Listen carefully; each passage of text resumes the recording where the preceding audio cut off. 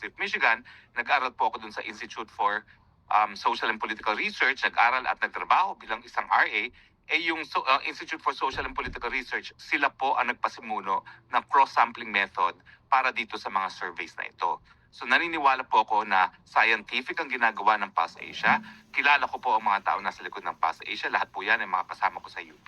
At bagamat ang SWS ay PAS Asia rin, mas naniniwala po ako sa kredibilidad nila kasi yung mga resulta nila mas malapit sa aktual na naging resulta sa mga eleksyon kaysa ikukumpira sa SWS.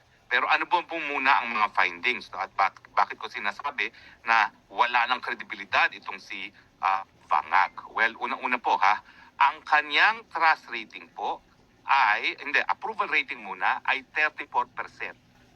At ang kanyang disapproval rating ay 48%. Ibig sabihin, ang kanyang approval rating ay nasa negative 14%. 18% lang po ang decided. Ibig sabihin, minorya na lang ang wala pang opinion kung nag-a-approve sila o nag-a-disapprove kay Vangag. Miski idagdag mo pa yung 18, halos talagang hindi na mahahabol.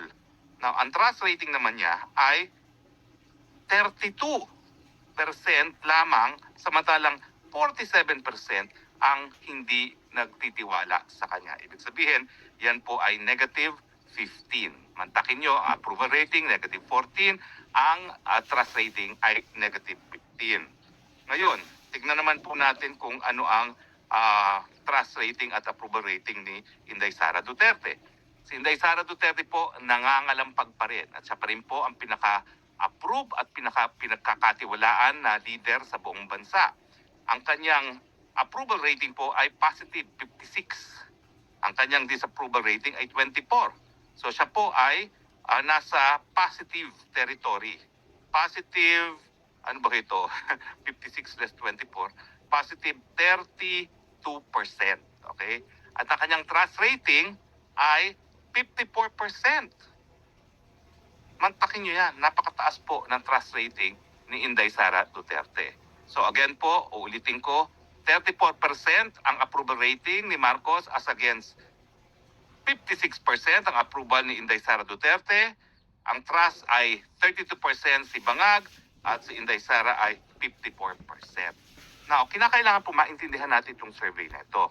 Well, unang-una po, talaga naman pong pareho sila nagsimula na napakataas na approval at trust rating nung sila ay nahalal noong 2022. Pareho po silang nasa 80%.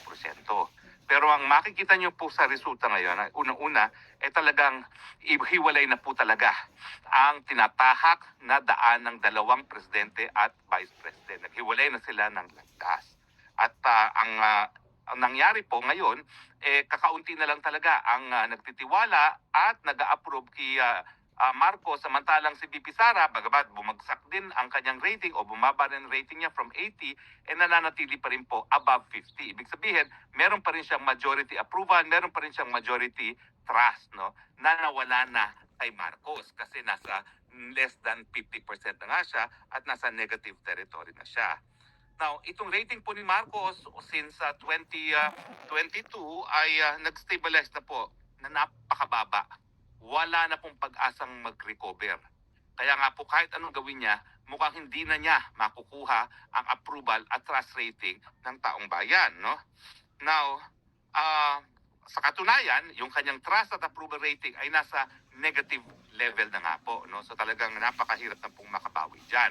Samantala, si Vice President naman po ay pinagkakatiwalaan pa ng mayorya kasi 54 and 56, So bagamat hindi na 80%, mayorya pa rin po 'yan, Now, kung titignan niyo ang datos sa lahat ng mga nanilbihan, lahat naman po talaga po bumababa pagdating ng mid-level. Pero ano po ibig sabihin na meron pang 54 at 56 approval at trust rating si VP Sara? Ibig sabihin po may kredibilidad pa siya. At walang kaduda-dubda po na talagang siya pa rin ang primary contender para sa presidente at si Marcos wala na pong pag-asa yan at kung sino man ang susuportahan ni Marcos wala na rin pong epekto ang kanyang endorso kasi nasa negative territory na. Sara talagang meron pa po siyang clear trust buffer. Ibig sabihin ay talagang nagtitiwala pa rin ang tao sa kanya. Makikita nyo na pati yung mga hindi nagtitiwala sa kanya, hindi naman ganong masyadong hindi siya pinagkakatiwalaan. So ibig sabihin, malambot lang naman po yung hindi nila pagkakatiwala kay VP Sara sa hanay ng mga hindi nagtitiwala kay VP Sara. Now, nakikita niyo po na iba na ng landas itong presidente at ng vice president doon sa simula ng taon na 2025. Ano ba ang mga nangyari dyan? Siyempre, sa simula ng taon, pinakidnap si Tatay Digong. At doon talaga bumagsak ang trust at approval rating ni Bangag. Okay? Now, so makikita niyo po na talagang sa ngayon, wala pong kaduda-duda. Kung tayo po ay pipili ng isang susunod na presidente, talaga pong wala na pong iba pa sa horizon ang pipiliin ng taong bayan kung hindi si VP Sara. Ang tanong, bakit ganitong sadsad ang trust at saka approval rating ni Marcos? Well, nandiyan na nga po yung pinakulong niya si Tatay Digong, kinidnap niya. Kasi nung pinakulong at pinakidnap niya si Tatay Digong, hindi lang niya pinatupad yung kagustuhan niya na manatili sa pwesto sa pamamagitan ng pag-aalis ng mga banta sa kanilang Marcos 2.0 na plano na Marcos Forever Again, kung hindi, talagang ibinenta rin po niya ang soberenya ng Pilipinas. Dahil yung pagkakakidnap niya kay Tatay Digong at pagpapadala sa dahig, unang-una siya na po mismo paulit-ulit na nagsasabi mula po noong 2023 na hindi na siya makikipagtulungan sa ICC dahil nga po ito ay magiging labag sa ating soberenya. Pero ano po sa akin, sabi na aking informante. Sabi po na informante ko, siya mismo, si Bangag mismo, ang talagang nagbibigay ng utos doon sa mga nasa Villamor noong Marso 11. At siya mismo nagsabi, kung hindi yan sa voluntaryong sasakay sa eroplano, buhatin at sapilitang isakay yan sa eroplano dahil kinakailangan mapadala yan sa dahig. So natural, magagalit ang taong bayan dahil hindi lang si Presidente Duterte ang pinaka-approve at pinaka-trusted na leader nung siya'y umalis sa kanyang katungkulan, kundi ako sa 80% nga ata approval at trust rating niya nung siya'y umalis no? Siyempre, siya ang pinakamamahal na presidente in recent history, pakikidnap mo. At siyempre, dahil siya na mismo ang nagsabi na kapag siya nakipagtulungan sa ICC, malalabag ang ating soberenya, si Marcos Bangag na mismo ang lumabag sa ating soberenya, ang lumabag sa ating saligang batas, ang siyang nagtaksil sa taong bayan dahil pinakidnap niya si Tatay Digong sa mga dayuhan na wala naman po talagang jurisdiction na para litisin ang mga nangyayari sa Pilipinas. Di umanong nangyayari sa Pilipinas dahil nga tayo po ay bumitiw. Bukod po dyan, patuloy pa rin ang problema ng walang tigil na pagtaas ng presyo ng bilihin. Abay, ito po'y nagsimula matapos ang isang taon nang siya naging presidente at patuloy po, wala pong tigil ang patuloy na pagtaas ng presyo ng bilihin. At siyempre, ang naging conclusion dyan, hindi lang naging walang ya at walang hiya talaga itong si Marcos, Tatay Digong na nagpalibing sa kanyang ama at talaga namang binaliwala ang soberenya ng Pilipinas ang pinakidnap si Tatay Digong papunta ng dahig. Kung hindi, wala ring silbi si Bangag Jr. dahil nga po patuloy pa rin ang problema ng taong bayan sa walang tigil na pagtaas sa presyo ng bilihin. At siyempre ngayon po lumalabas din sa Pulse Asia na pangalawa sa concern ng Pilipino ngayon ay korupsyon. Korupsyon na sang-ayon kay Zaldico ay nagmumula at nagtatapos mismo kay Bangag Marcos Jr. Napakadali naman po para maintindihan kung bakit. Una-una, lahat po yun ng insertions, yan po ay pinirmahan ni Presidente. Siya na nga nagsumite ng original budget sa Kongreso ng 2025 at 2026. Bakit pinayagan niyang salawlain ng mga kongresista na naging dahilan para makurakot ang pera ng taong bayan? At siyempre, yung naging testimonya rin ni Zaldi na ang presidente mismo ay nagpasok ng 100 billion insertion sa 2025 budget at sa 2026 budget. At si Zaldi ko mismo ang nag-deliver na 25% or 25 billion pesos kay Marcos Jr. Paano nga niyo yung sasabihin na, ay naku, talagang susupilin natin ang korupsyon? Siya yung pinakakurap. Una-una, hindi naman po pwedeng nagawa ng mga senatong at congressman yung kanilang korupsyon kung hindi niya tinalaga yung kanyang pinsan bilang speaker at kung hindi niya binigyan ng utos ang speaker at si Zaldico na pati siya ay magkaroon ng 100 billion insertion. Di ba po? At kaya naman po, yan ang dahilan kung bakit napakatindi ng disapproval niya sa taong bayan. Dahil ayaw ng tao na walang solusyon ang presidente sa patuloy na pagtaas ng presyo ng bilihin at nakikita nila na problema ng korupsyon, napakatindi na. Lumalangoy na tayo sa tubig baha, samantalang 1 trilyon sa 3 taon na administrasyon ni Bangag Jr. ang nakurakot ng mga senatong at congressman at ng Malacanang mismo, no? Dahilan kung bakit lumalangoy sa tubig baha ang sambayan ng Pilipino. E nandyan pa yung paulit-ulit na suspecha nung una na siya ay bangag. Diba? Ako po, pinupulbos ni Bangag at ako po, sabi ng informante ko, si Bangag mismo ang nag-utos na pulbusin ako.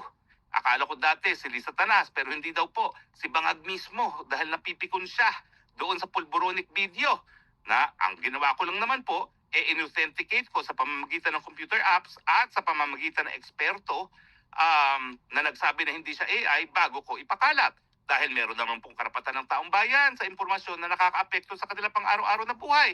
Hindi ba ho kung bangag ang presidente, yan ay may pakialam ang taong bayan? Dahil kung siya ay bangag, wala siyang solusyon na maibibigay sa problema nga ng taong bayan. At ngayon po, hindi lang po suspetsa yan.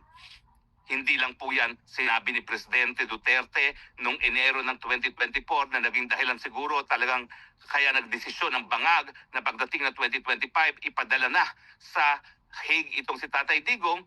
Hindi lang po yan dahil doon sa confidential agent ni Agent Morales ng PIDEA, hindi lang po yan dahil doon sa pulboronic video na sinisisi sa akin, hindi lang din po yan dahil sa testimonya ni Cathy Binag na nakikita niyang tumitira na cocaine si Bangag Jr. kasama na kanyang dating partner, kundi dahil na rin sa revelasyon ni Amy Marcos, sariling kapatid, na bangag nga ang presidente.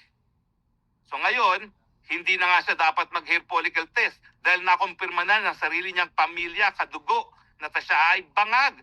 E paano naman pagkakatiwalaan? Paano naman ang pagbibigyan approval ang bangag na presidente ng taong bayan? So hindi po nakapagtataka na negative territory na ang approval at trust rating ni Marcos Jr. dahil nga po siya ay bangag, dahil siya ay bangag, siya ay walang solusyon sa problema ng patuloy pagtaas ng presyo ng bilihin, siya ang punot dulo ng korupsyon at siya po ang lumabag sa soberenya ng Pilipinas nang siya pa ang nagpakidnap kay Tatay Digong. By way of hindsight siguro, nagkamali sila nung pinakidnap nila si Tatay Digong. Ang akala nila, pag wala na si Tatay Digong sa Pilipinas, mawawala na yung tinik sa kanilang kagustuhan na manatili sa pwesto till kingdom come. Nako, kabaliktaran po nangyari. Naggalit ang taong bayan dahil hindi lang nila mahal si Tatay Digong. Nakita natin na bukod pa sa pagmamahal kay Tatay Digong, pinangangalagaan din ng taong bayan ang soberenya at pagiging independenteng bansa ng Republika ng Pilipinas. So nakita po natin, dahil negative na po ang approval at trust rating, wala na po talagang silbi ang presidente. Political scientists will now say na itong survey na negative 14 at negative 16 na trust at saka approval rating ay dahilan para maging lame duck president na po ang presidente. Wala na po siyang kredibilidad, wala na siyang moral authority para manilbihan bilang presidente. Ang pinakamaganda niyang gawin ay talagang tanggapin ang payo ng kanyang nakakatandang kapatid na si Senator Amy Marcos, magpahinga na, magretiro, magpagaling, alagaan ang sarili, alagaan ang kanilang matanda ng ina, at ibigay na ang pagiging Pangulo kay VP Sara Duterte. Hindi ever ko po sinasabi na perpekto si Sara Duterte. Marami pa po talagang areas na dapat talagang i-address ni VP Sara. Dapat ngayon po pa lamang binibigyan na tayo ng idea ni VP Sara kung paano nga niya susupilin itong problema ng walang tigil na pagtaas sa presyo ng bilihin at korupsyon. Bagamat ang sinasabi niya, ayaw yung turuan si Marcos kung paano gagawin. Pero dapat, ngayon pa lang, dahil nakikita natin na wala na talagang tiwala at wala na pong approval rating ang taong bayan kay Marcos Jr., na siya ay tinitignan na talaga bilang successor president. At siguro ngayon po dapat ilatag na ni VP Sara kung paanong roadmap na gagawin niya from day one, kung paano niya talagang susupilin ang problema ng inflation at ang problema ng korupsyon. At siguro makita na natin kung sino mga taong mga pagkakatiwalaan niya na ipatupad ang kanyang mga polisiya, no? At siyempre, dapat nang pag-isipan ni VP Sara ano bang opsyon na po pwedeng gawin dahil talaga ang problema ngayon ay ang mga Kongreso at ang Senado. masyado talaga silang nakipagsabwatan sa presidente para sa issue ng korupsyon. So ngayon dapat pag-isipan na talaga ni VP Sara kung she will go the route of Cory Aquino na revolutionary government para mawala ang korupsyon dyan sa Kongreso at magkaroon ng honest to goodness constitutional convention para baguhin ang saligang batas. Ang aking suwestyon, dahil ako naman po minsan na naging miyembro din ng Kongreso, hindi po mapuputol ang korupsyon habang ang mga congressmen ay hinahalal on a per district basis. Kasi aasahan talaga ng constituents nila na magkaroon ng proyekto. At habang sila ang tagagawa ng pangtao ng budget, talagang iisipin ng mga congressman at senatong na may karapatan silang kumita sa budget na kanilang isinasa batas. Ang aking solusyon ay natutunan ko po dito sa Europa. Halos lahat pala po ng bansa rito na merong parliament ay hinahalalang members of parliament hindi on a per district basis but on a per party basis. Kasi pag ang mga congress